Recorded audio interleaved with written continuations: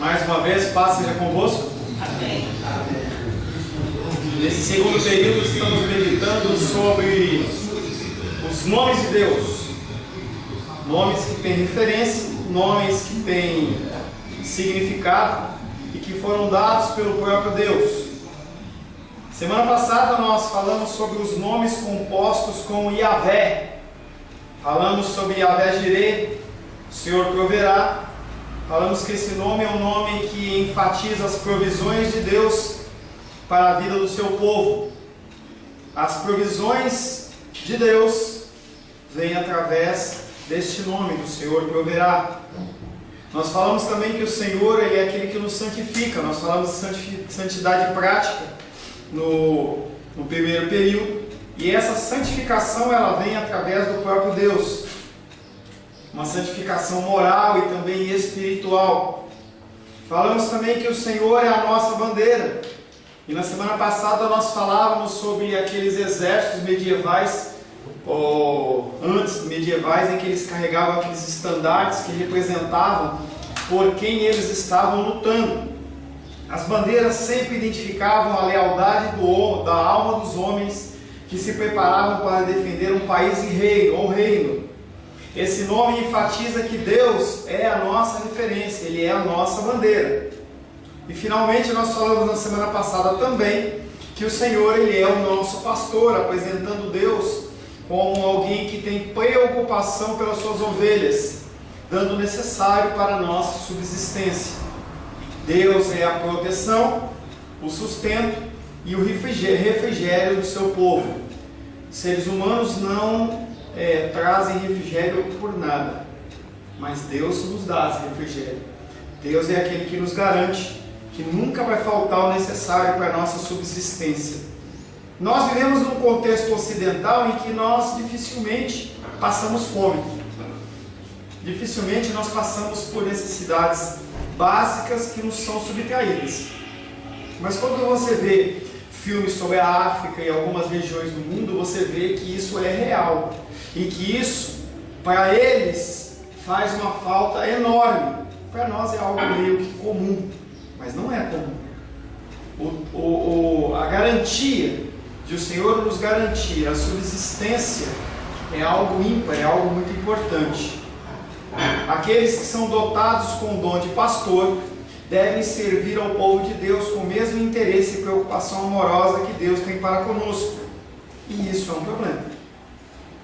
Porque pastores, na sua grande maioria, infelizmente, eles olham apenas para as suas próprias necessidades. O Senhor Jesus Cristo exorta, dizendo que haverá um dia em que Ele vai destruir, vai detonar, vai acabar com esse domínio, em que as pessoas utilizam o espiritual como uma forma de subtrair coisas das pessoas.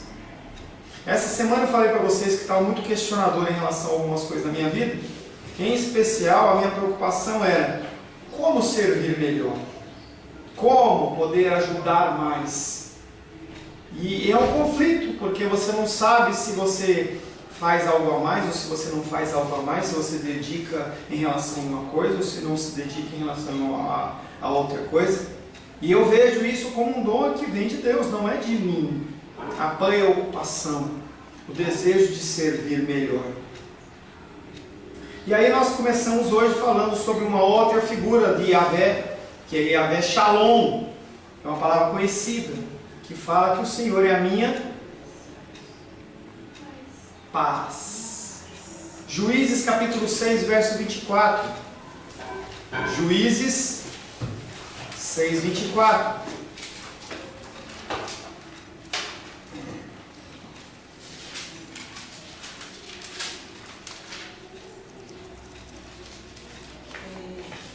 Bendita seja sobre as mulheres de Israel. Não é isso? Mulher de Éber. Juízes capítulo 6. Eu estou no 5. Verso 24. Tá. Então Gideão edificou ali um altar ao Senhor e lhe chamou de o Senhor é paz. Ainda até o dia de hoje está o altar em Ofra, que pertence aos Abíeses.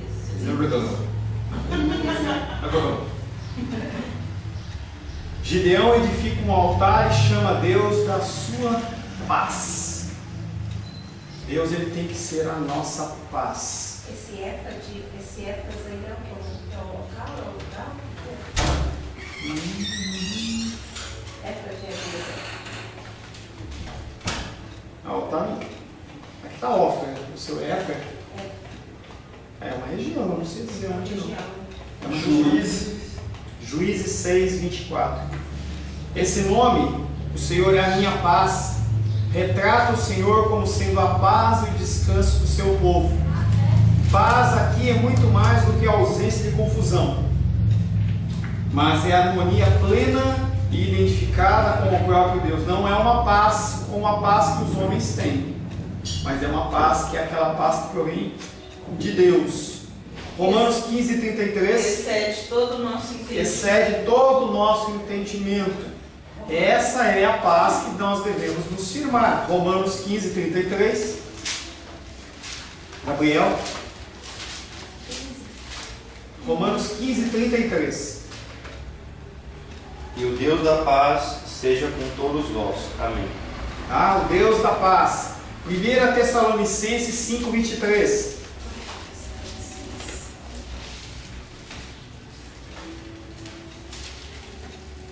Repete, pastor. 1 Tessalonicenses capítulo 5, verso 23. O mesmo Deus da paz os santifique em tudo, e o vosso espírito, alma e corpo sejam conservados íntegros e irrepreensíveis na vinda do nosso Senhor Jesus Cristo. E essa paz é algo que mantém o nosso ser irrepreensível, limpo, santo. Hebreus 13, 20.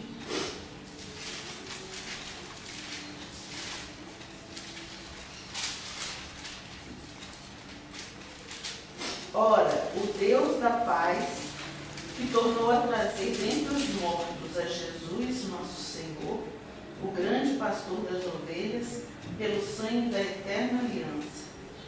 Ele é o Deus da paz, assim como seu Filho é o príncipe da paz. Jesus Cristo, ele é conhecido como o príncipe da paz. E o seu Espírito é o que gera em nós o fruto da paz.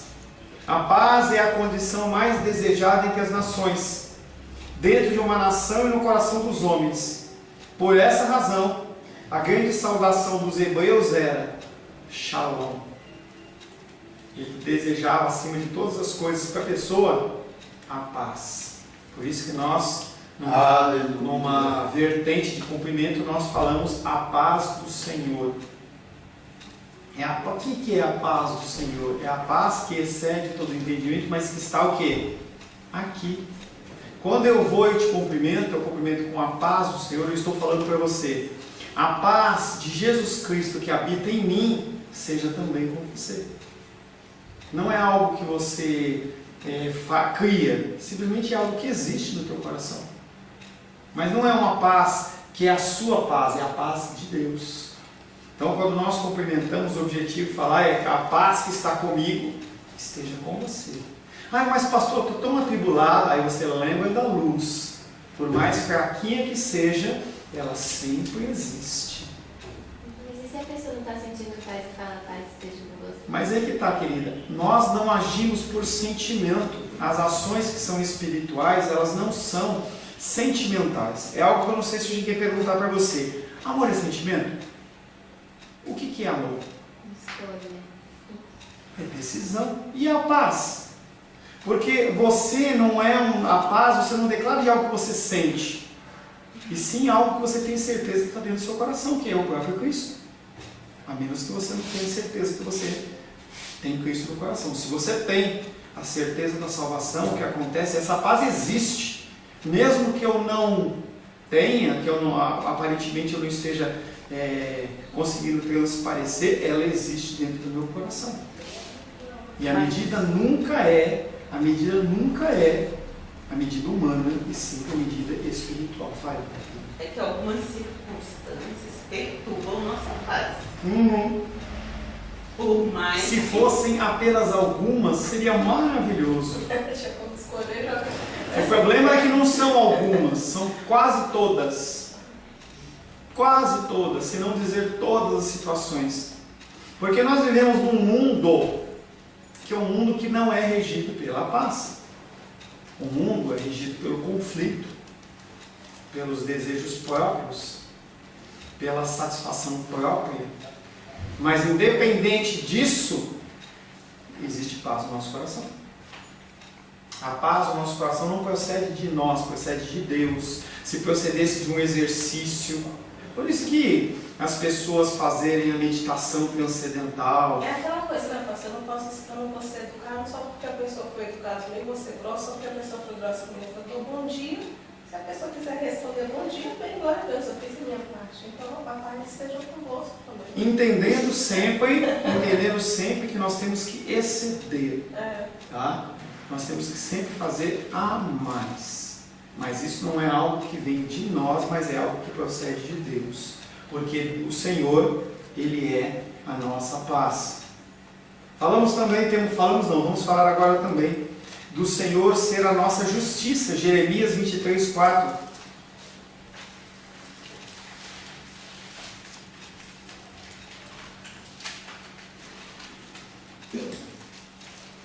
Jeremias 23, verso 4.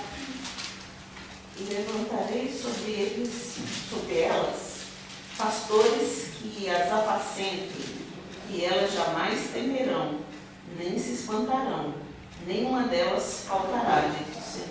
O Senhor tem que ser a nossa justiça. Se você depender da justiça de homens, você está perdido. Nós dependemos da justiça de Deus. Ainda mais no Brasil, né, pastor? Não é no Brasil, é o ser humano como no sentido mundial. Não há. A gente quando a gente vê Brasil, a gente analisa uma situação que é particular a nós. Mas se pegasse qualquer um de nós e transferisse para uma outra sociedade qualquer no mundo, a gente iria ver outros tipos de problemas e essa falta de paz ela seria a mesma. Se você sair daqui agora e for para os Estados Unidos, você vai ver um conflito interracial enorme, algo que nós conversamos na segunda, rapidamente. Conflito interracial, entendeu? Algo que a gente via há 30, 40 anos atrás, de uma pessoa com uma cor mais escura não poder sentar no mesmo banco, no mesmo lugar. Pessoas que se diziam cristãs, ela está retornando. E isso, por exemplo, lá nos Estados Unidos. Nós estamos aqui a 8 horas de voo. Você pegar um avião, você vai lá para os Estados Unidos. Não, mas eu não vou, eu vou para a Europa. A situação está complexa.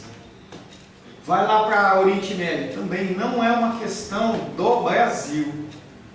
Não é uma questão do Brasil, é uma questão do ser humano. O ser humano ele está entrando numa espiral descendente, que é a espiral da volta do Senhor Jesus Cristo, em que a iniquidade de cada um vai se somando, e cada vez mais nós vamos ficar apavorados.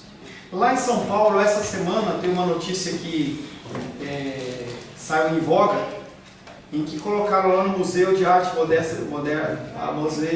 Museu de Arte Moderna de São Paulo, a figura de um tablado, um homem nu, e aí as meninas da idade da Sofia, da idade do Arthur, meninas, não tinha nem menino, só menina. E as meninas elas eram convidadas a explorar o corpo do homem na sua genitália. Isso é século XXI, em que colocar uma criança para trabalhar para os pais. Mas os pais que estavam dando... Os pais estavam lá. Lógico que estavam lá. Estavam lá. Então você vê que a situação ela não é típica do Brasil, é do ser humano. E quanto menos a gente tiver de Deus, mais difícil vai ser lidar. Porque a medida, ela vai ser uma medida de sujeira em cima de sujeira, em cima de sujeira, em cima de sujeira. O que nós temos visto hoje a sentido de roubo, de desvio, não é nada em relação à capacidade do homem em fazer o mal. Quando nós olhamos as igrejas, nós falamos sobre o Senhor ser o pastor, e você vê pessoas que deveriam ser pessoas que deveriam estar cuidando de vidas, elas estão esfolando as vidas. Ou seja, não tem parâmetro. Nós só podemos ter em Deus o nosso pastor, apenas ter em Deus a nossa paz e apenas ter em Deus a nossa justiça. Porque se nós dependermos do homem, nós estamos perdidos. O Senhor é a nossa justiça. Este nome apresenta o Senhor como aquele que é absolutamente reto por natureza, que não faz nada contra a sua constituição santa. Ao mesmo tempo, Deus exige que os homens vivam reta e santamente. Levítico capítulo 19,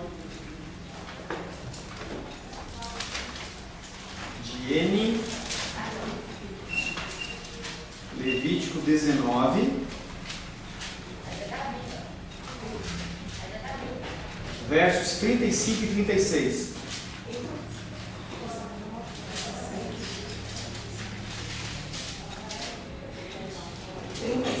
E 36. Não cometereis injustiças no julgamento, quer se trate de medidas de comprimento, quer de peso ou de capacidade. Tereis balanças justas, pesos justos, medida justa, e de quadrilho, e de quartilho justo. Eu sou o Senhor vosso Deus, que vos fez sair da terra do Egito. Esse texto de Levítico 19, 35 e 36 está falando especificamente sobre as medidas, em que as medidas muitas vezes elas eram alteradas, como a gente vê nos postos hoje. Você vai lá e colocar, põe 30 litros de gasolina. A hora que você vai medir mesmo, tem 29,5 ou 28. Simplesmente o Senhor está falando sobre medidas aqui, mas algo que pode ser remetido também à área espiritual, em que nós temos que agir com justiça. Se eu trato o irmão Cláudio de uma certa maneira, eu tenho que tratar de ele da mesma maneira. Se eu cumprimento Ravena e Débora, bonitinhas, eu também tenho que cumprimentar a pessoa mais velha, o Alé cumprimenta a Titi. O jeito de agir tem que ser o mesmo. O Senhor, Ele tem que ser a nossa justiça. A palavra justiça, quando aplicada a nós, tem a ver com andar de conformidade com a lei do Senhor. E é sinônimo de retidão. Esse é o nosso padrão. O problema é que as pessoas não leem a Bíblia. As pessoas não têm contato com a palavra de Deus. A grande massa dos cristãos nos dias de hoje não sabem ler nada da Bíblia. Eu lembro que quando eu era católico, apostólico romano, e aí entrava na igreja e pegava aquele folheto, né, lá com os textos lá. Quiçá nós tivéssemos pelo menos isso. Quiçá as pessoas pudessem pelo menos se dedicar a uma parcela, uma fração da palavra. Mas as pessoas não fazem nem isso. As pessoas não sabem como seguir, o que fazer. E nem querem. Então, o irmão Cláudio, que adora essas igrejas aí, dessas igrejas lotadas aí, do RR, esses caras aí, você vai ver que ali as igrejas dos caras, eles pouco falam da palavra. Falam de testemunho, da cura disso, daquilo outro, porque o objetivo dele não é ensinar as pessoas na palavra. Porque se ensinar as pessoas na palavra, o que acontece é que as pessoas vão questionar o que está sendo falado e a forma que está sendo falado. Então é muito melhor deixar as pessoas no âmbito de burrice espiritual e apresentar pseudos sinais e maravilhas de pessoas sendo curadas para todo lado, do que realmente ensinar a palavra. Aí eu pego e curo você fisicamente, você morre e você vai para o inferno. Será que vai dar bem? Será que a matemática é boa? Porque você está trocando algo eterno por algo momentâneo. Eu trago para você a satisfação momentânea. Agora, se você vai para o céu ou não, se vai para o inferno ou não, não estou nem aí. O que importa é aqui, o que importa é agora. Pastor, na reunião que a gente foi na casa da Cláudia, reunião de leitura, a esposa do pastor dele já se dá falando que lá na China tinha uma senhora que cristã, né? Lá é proibido a leitura, portal na Bíblia. E ela conseguiu esconder um pedaço da Bíblia, assim, uma página. E ela escondia lá dentro da parede, lá no lugar camuflado, porque ela não podia ter a Bíblia inteira. E era o que alimentava ela todo dia. Ela se escondia para ler, né? E ela ficou vários anos se alimentando da mesma mensagem, porque ela só tinha uma página da alimentava ela. E alimentava, porque a palavra ela se renova dia após dia, após dia, após dia. Pessoas como essas são pessoas que têm uma vivência cristã muito mais acirrada do que a nossa vida. A gente aqui, né? Eu digo até por mim. Eu tenho 5 Bíblias. Em 20, mais de 20 anos convertido, eu li uma única vez a Bíblia. E se você leu e colocou alguma coisa em prática, bendito seja você, porque a maioria... O Senhor é a nossa justiça. A palavra justiça, quando aplicada a nós, tem a ver com andar em conformidade com a lei de Deus e é sinônimo de retidão. Por que nós passamos tantas lutas e dificuldades? Porque nós não lemos a palavra como se deveria e não colocamos ela em prática. Você vai no médico, o médico fala, você precisa fazer exercício, academia, 3 vezes por semana. Você não faz. O que vai resolver você voltar no médico de novo? Não, eu faço, eu saio correndo do consultório. Parece engraçado, mas não é engraçado. Porque o que acontece é que o nosso corpo físico ele vai se decompondo. Ele vai se degradando. Na área espiritual é a mesma coisa. Se você morrer hoje porque você não faz exercício e você for para a glória com o Senhor, beleza, está em lucro. O problema é você ir e não ir para lá. Entendeu? Ir para baixo, e não para cima. Naquele momento não vai ter misericórdia. Porque naquele momento já está tudo definido. E nós temos que fazer nossa parte. Fazer antes, né? Com certeza, é o que eu falei. O tempo de agir com amor é hoje. Hoje é o momento. Uma outra variação de Yahvé chamar. O Senhor está ali.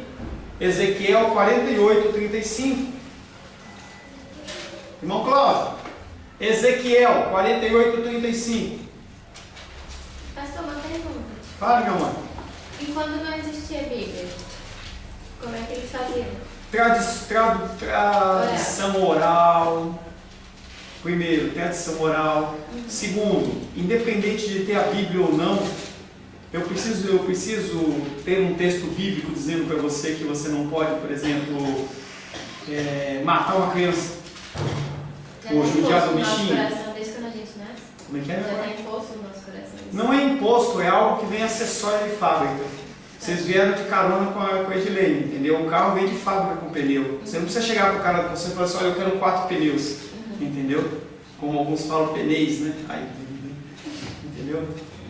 É natural, o ser humano ele tem isso embutido. E aí a justiça de Deus, ela é pesada de diversas formas em que só Ele executa. Então se for hoje lá numa tribo da Amazônia que nunca falou de Cristo, eles têm padrões morais que são padrões que não são bíblicos, no sentido de estar escrito, mas estão embutidos no nosso coração.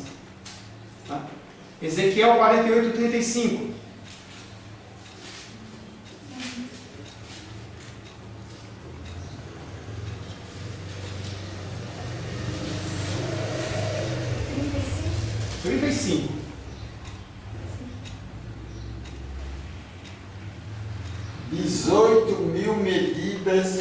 Em redor e em nome da cidade, desde aquele dia será: o Senhor está ali. Qual a importância de um texto como esse na minha vida, na sua vida?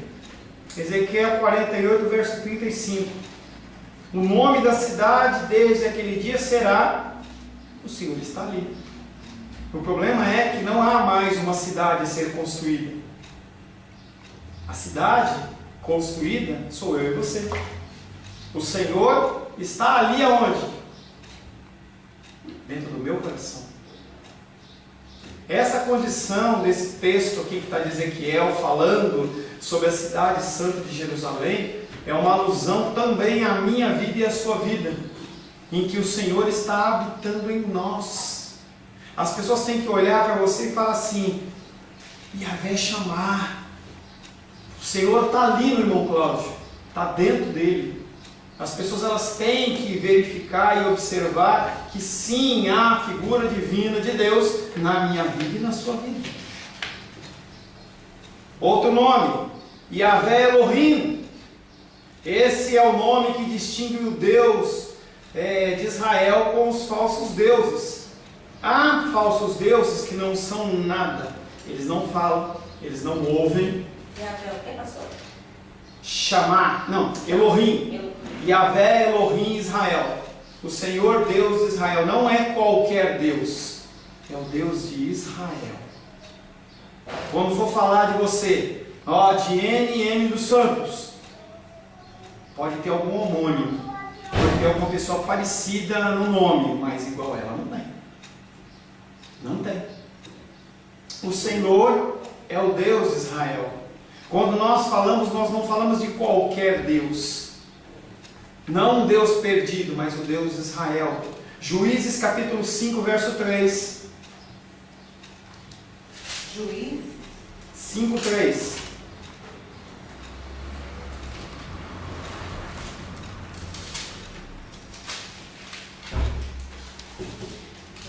Ouvi, reis, dai ouvidos, príncipes. Eu mesma cantarei ao Senhor. Eu mesma cantarei a Yahvé Elohim, o Deus de Israel. Isaías 17, 6. Não, nem terminei, pastor. Perdão, querida, é que você deu uma pausa e achei que você ia parar.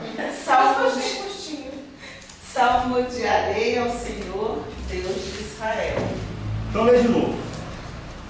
Ouvi, reis, dai ouvidos, príncipes. Eu mesma cantarei ao Senhor. Salmodiarei ao Senhor, Deus de Israel. Salmodiarei, Yahvé Elohim Israel. Esse nome é o nome que distingue o Deus de Israel em contraste com os falsos deuses das outras nações. Isaías 17, 6. Mas ainda ficarão alguns rabiscos. Ai, que rápido, peraí.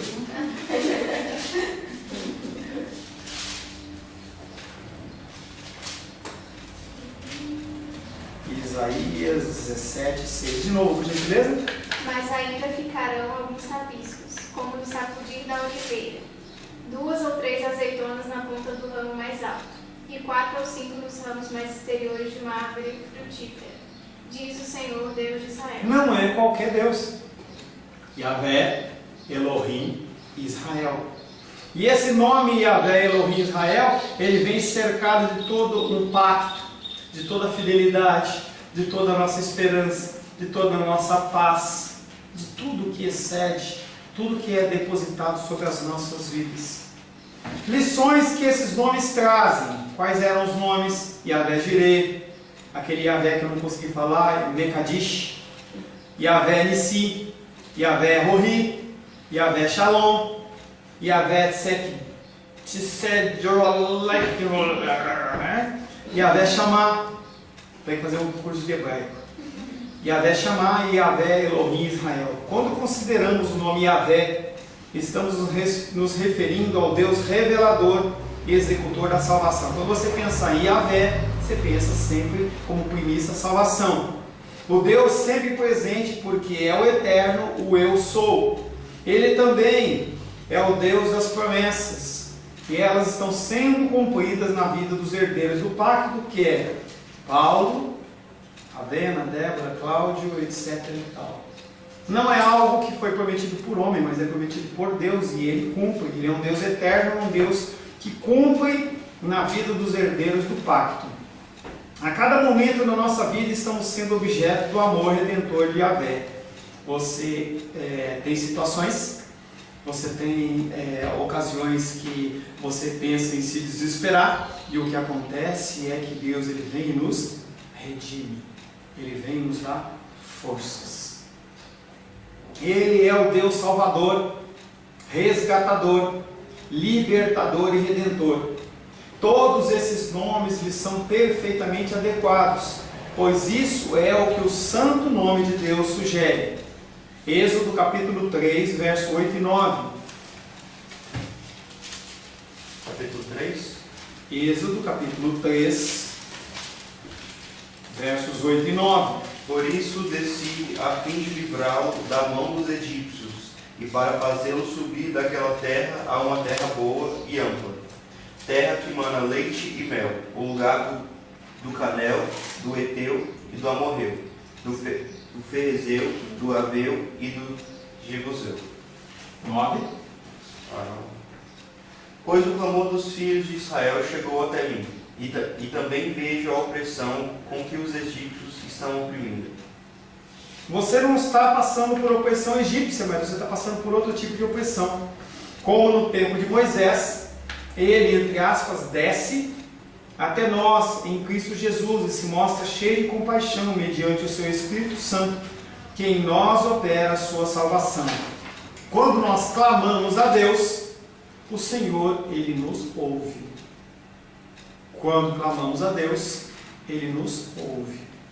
Se Ele está atendendo a nossa petição no momento em que nós fazemos, é outra coisa.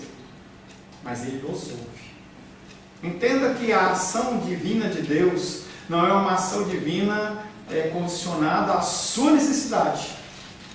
Ou melhor, ao seu desejo. E sim condicionada à sua necessidade. O Senhor Ele dá na medida que nós precisamos e que nós necessitamos.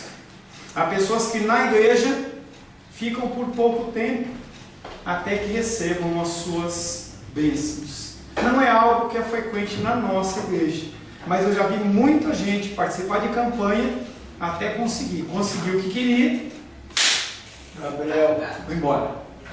daí um pouco. Esse nome mostra que ele vem em busca de escravos do pecado que precisam ser libertos. Jesus Cristo ele não veio para os sãos, ele veio para os doentes. A igreja é um lugar de pessoas doentes, e perdidas, e pecadores, e que precisam de Deus. Que mereciam estar no fogo do inferno. Com certeza. Mas o Senhor ele não nos olha com esse olhar, Ele olha sobre nós com um olhar de misericórdia. Independente das suas murmurações, das minhas murmurações, Ele, por ser um Deus fiel, um Deus pactual, Ele não deixa a coisa desgringolar. Parece que vai acabar, mas não acaba. Parece que o seu barco vai bater nas pedras, mas não bate. Chega pertinho, mas não bate. Porque Ele tem um pacto. Ele tem uma palavra que foi declarada sobre a minha vida e a sua vida que não volta atrás. Esse nome mostra que ele vem em busca de escravos do pecado que precisam ser libertos. Por isso que dia após dia nós temos que nos curvar a Ele. Buscando o quê? Remissão, buscando força, buscando direção, orientação. Ele busca e salva o perdido, que é indigno e absolutamente culpado dos seus culpados. Você não é uma pessoa que merece nada, conforme Edilene falou, a não ser a perdição. Mas mesmo assim Ele nos concede a salvação. Yahvé é o nome que sugere que Deus vem em socorro do seu povo. Ele nos socorre. Se você passa mal, você liga para 193, a ambulância vem. Deveria vir. Tá? E traz o que? Socorro. Pelo menos uma ou duas vezes que nós precisamos lá do SAMU, ligamos, o SAMU veio lá, ajudou eu, a titia, tal, como é que tá, faz aquela...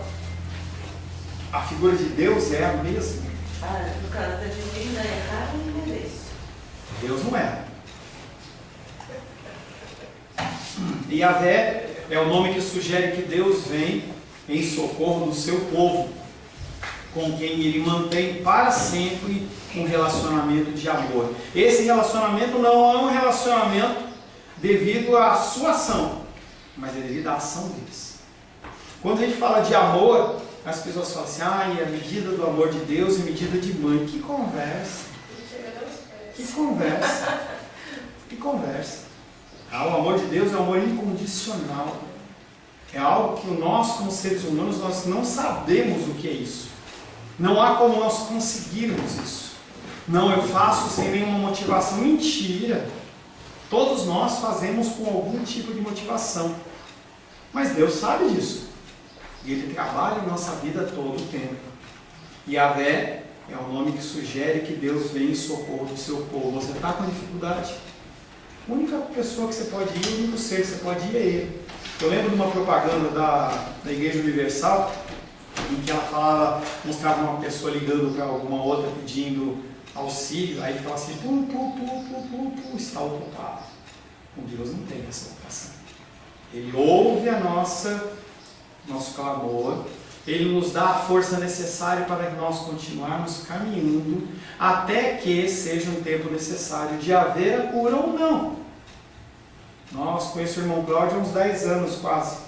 E o irmão Cláudio sempre pediu ao Senhor para que houvesse a cura da enfermidade, a cura da diabetes.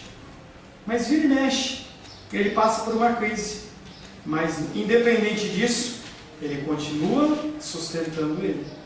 E domingo após domingo está aqui o irmão Cláudio sentado, uma vez com mais dores, outro com menos dores, a titia com mais dores, menos dores, mas ele é aquele que nos sustenta. Amém? Feche seus olhos. Senhor, em nome de Jesus, Tu és o nosso Deus Salvador, Tu és o nosso Deus que nos protege, nos resgata, e nós queremos, Pai querido, agradecer a Ti, porque mesmo que o Senhor não nos conceda o livramento que nós queremos, no tempo que nós queremos, o Senhor tem nos dado força para continuarmos caminhando. Nos continua suportando, continua, Pai querido, nos dando a força necessária para que nós possamos crescer em estatura e graça, no nome santo de Jesus Cristo. Amém.